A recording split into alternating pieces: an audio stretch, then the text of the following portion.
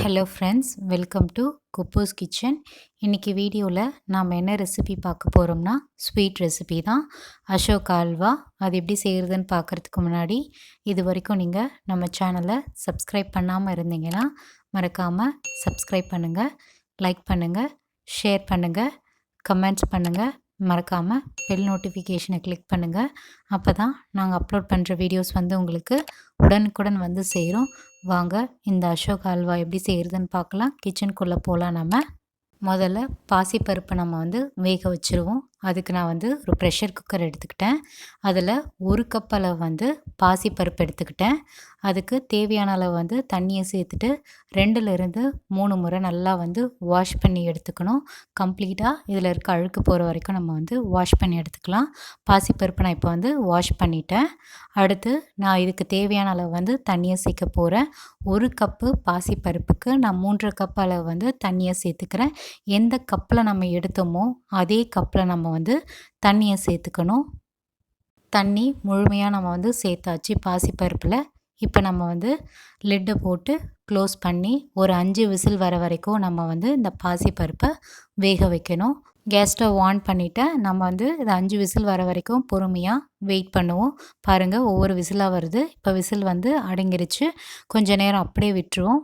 நம்ம அதை கேஸ் கம்ப்ளீட்டாக ரிலீஸ் ஆன பிறகு ஓப்பன் பண்ணி பார்ப்போம். நல்லா வெந்து வந்துருச்சு. பாசிப்பருப்பை நல்லா மசிச்சு விட்டுக்கலாம். இந்த அளவுக்கு நம்ம மசிச்சு எடுக்கணும்.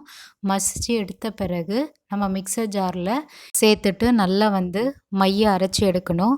இப்போ பாருங்கள், இந்த அளவுக்கு பாசிப்பருப்பு நல்லா மைய அரைச்சி எடுக்கணும். இதுதான் கரெக்டான கன்சிஸ்டன்சி. நீங்கள் ஒரு ஸ்பூன் எடுத்து வச்சு செக் பண்ணி பாருங்கள். அடுத்து நம்ம செய்ய ஆரம்பிச்சிடலாம். கேஸ் ஸ்டவ் ஆன் பண்ணிவிட்டு பேன் வச்சுட்டேன். பேன் நல்லா ஹீட் ஆகட்டும். ஹீட் ஆன பிறகு 2 டேபிள் ஸ்பூன் அளவு நெய்யை சேர்த்துக்கிறேன். நெய் நல்லா காஞ்சி உருகி வரட்டும். உருகி வந்த பிறகு ஒரு கைப்பிடி அளவு முந்திரியை சேர்த்துக்கலாம். உங்கள் விருப்பம். நீங்கள் எந்த அளவுக்கு குவான்டிட்டி எடுக்கணுமோ அந்த அளவுக்கு எடுத்துக்கோங்க. நான் முந்திரியை சேர்த்துட்டு இதை செவக்க வறுத்து எடுத்துக்கிறேன். அதே நெய்யில் முந்திரி பருப்பு வறுப்பட ஆரம்பிக்குது. ஸோ ஈவனாக நம்ம வறுத்து எடுத்துக்கலாம். கைவிடாமல் நீங்கள் கலந்து விடுங்க. இப்போ முந்திரி பருப்பு வறுத்தாச்சு. இப்போ இதை ஒரு பிளேட்டில் ட்ரான்ஸ்ஃபர் பண்ணிடலாம். பொறுமையாக ட்ரான்ஸ்ஃபர் பண்ணுங்கள். இந்த ரெசிபி செய்கிறப்போ கம்ப்ளீட்டாக லோ ஃப்ளேம்லேயே வச்சு செய்யுங்க. ஹை ஃப்ளேமில் வச்சு செய்யாதீங்க. இப்போது நம்ம மீதம் உள்ள அதே நெய்யில் நான் 2 டேபிள் ஸ்பூன் அளவு கோதுமை மாவு சேர்த்துக்கிறேன். இந்த நெய்யிலே இந்த கோதுமை மாவு நல்லா செவக்க வறுப்பட ஆரம்பிக்கணும். இப்போ 2 டேபிள் ஸ்பூன் அளவு கோதுமை மாவு சேர்த்தாச்சு. இந்த நெய்யிலே நல்லா ஃப்ரை பண்ணி எடுத்துக்கலாம். இது கம்ப்ளீட்டாக கலர் சேஞ்ச் ஆகும். அது வரைக்கும் நம்ம கைவிடாமல் வறுத்து விட்டுட்டே இருக்கணும். இன்கேஸ் உங்களுக்கு கோதுமை மாவு சேர்க்க விருப்பம் இல்லைன்னா 2 டேபிள் ஸ்பூன் அளவு மைதா மாவு சேர்த்துக்கலாம். இது எதுக்காக சேர்க்குறோன்னா அல்வா கொஞ்சம் திக்கான கன்சிஸ்டன்சி ஆகிறதுக்காக தான் இந்த கோதுமை மாவு இல்லாட்டி மைதா மாவு நம்ம சேர்த்துக்கிறோம்.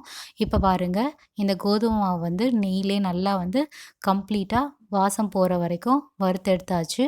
கலரும் நமக்கு நல்லா சேஞ்ச் ஆகிடுச்சு. அடுத்து ஏற்கனவே நம்ம அரைச்சி வச்சுருந்த பாசிப்பருப்பை சேர்த்துக்கலாம். கொஞ்சம் கொஞ்சமாக சேருங்க. கம்ப்ளீட்டாக நம்ம சேர்த்தாச்சு. இப்போது இதில் நல்லா கலந்து விடணும். இந்த கோதுமை மாவும் பாசிப்பருப்பு மாவும் ஒன்றோட ஒன்றா நல்லா மிக்ஸ் ஆகணும்.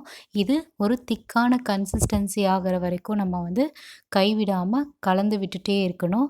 இப்போ கம்ப்ளீட்டாக அந்த நெய்யும் அப்சர்வ் ஆக ஆரம்பிக்கும். இந்த பாசிப்பருப்பில் இருக்க தண்ணி எல்லாமே கம்ப்ளீட்டாக அப்சர்வ் ஆகிடுச்சு. இப்போ ட்ரையான கன்சிஸ்டன்சியில் நமக்கு இருக்குது. இப்போ இதை கைவிடாமல் கலந்து விட்டுட்டே இருக்கலாம். எந்த அளவுக்கு திக்கான கன்சிஸ்டன்சி ஆகுதோ அந்த அளவுக்கு நமக்கு அல்வா பர்ஃபெக்டாக வரும்.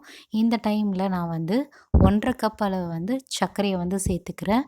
1 கப் பாசிப்பருப்புக்கு 1.5 கப் சர்க்கரை எடுத்துக்கிறேன். உங்களுக்கு சர்க்கரை கூடுதலாக வேணும்னாலும் நீங்கள் எடுத்துக்கோங்க. இது உங்கள் சுவைக்கு ஏற்ற மாதிரி சர்க்கரையை சேர்த்துக்கோங்க. சர்க்கரை இப்போ சேர்த்த பிறகு கொஞ்சம் கொஞ்சமாக மெல்ட் ஆக ஆரம்பிக்கும். கம்ப்ளீட்டாக மெல்ட் ஆகிட்டு இதனோட நல்லா ஒன்றோட ஒன்றா நல்லா மிக்ஸ் ஆகும். பாருங்கள், கலரே நமக்கு சேஞ்ச் ஆக ஆரம்பிச்சிருச்சு. சர்க்கரையை சேர்த்த பிறகு நல்லா வந்து கோல்டன் கலரா நல்லா க்ளாஸியா இருக்கு பார்க்க அல்வா. ஸோ கைவிடாம கலந்து விட்டுட்டே இருக்கலாம். சர்க்கரையும் நம்ம வந்து ஈவனா மிக்ஸ் பண்ணி விட்டாச்சு. இதுவும் கொஞ்சம் வந்து ட்ரையான கன்சிஸ்டன்சி ஆகுற வரைக்கும் நம்ம கிண்டி விட்டுட்டே இருக்கணும். அடுத்து பிஞ்ச் ஆஃப் சால்ட்ட வந்து சேர்த்துக்கிறேன். எதுக்கு சேர்க்குறோன்னா, இன்னும் வந்து சுவை அதிகரிக்கும். ஸ்வீட்ல எப்பயுமே சால்ட்ட சேர்த்தோம்னா, ஸ்வீட்ட என்ஹான்ஸ் பண்ணுறதுக்காக தான் நம்ம வந்து சால்ட்ட சேர்க்குறோம். சேர்த்துட்டு நல்லா வந்து மிக்ஸ் பண்ணி விடுறேன். இப்போ நல்லா திக்கான கன்சிஸ்டன்சி ஆயிடுச்சு அல்வா. நல்லா டைட்டாவும் இருக்கு. இந்த டைம் வந்து நான் வந்து ஃபுட் கலர சேர்த்துக்கிறேன். நான் ஆரஞ்சு கலர் ஃபுட் கலர் தான் சேர்த்துக்கிறேன். இதில கொஞ்சமா தண்ணிய சேர்த்துட்டு மிக்ஸ் பண்ணிட்டு ஃபுட் கலர வந்து ஆட் பண்ணிக்கிறேன். உங்களுக்கு இன்கேஸ் ஃபுட் கலர் பிடிக்கலைன்னா, நீங்க அப்படியே கூட செய்யலாம். அதுவும் உங்க விருப்பம் தான். நான் வந்து ஆரஞ்சு கலர் ஃபுட் கலர சேர்த்துக்கிறேன். பார்க்க கலர்ஃபுல்லா இருக்கும். அதனால நான் ஃபுட் கலர சேர்த்துட்டேன். ஈவனா மிக்ஸ் பண்ணி விட்டாச்சு.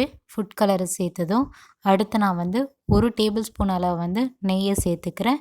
நெய்ய சேர்த்துட்டு நல்லா வந்து மிக்ஸ் பண்ணி விடணும். இது பார்த்திங்கன்னா, நமக்கு பேன்ல ஒட்டாம வரணும். அது வரைக்கும் நம்ம வந்து இத மிக்ஸ் பண்ணி விட்டுட்டே இருக்கணும். இப்போ மறுபடியும் 2 டேபிள் ஸ்பூன் அளவு வந்து நெய்ய சேர்த்துட்டு நல்லா மிக்ஸ் பண்ணி விடுறோம். அடுத்து நான் வறுத்து வச்சிருந்த முந்திரியும் சேர்த்துட்டு நல்லா மிக்ஸ் பண்ணி விட்டுக்கிறேன். அடுத்து வந்து வாசத்துக்கு ஏலக்காய் தூள் வந்து சேர்த்துக்கிறேன். உங்களுக்கு ஏலக்காய் வாசம் பிடிக்கலைன்னா நீங்கள் இக்னோர் பண்ணிடலாம்.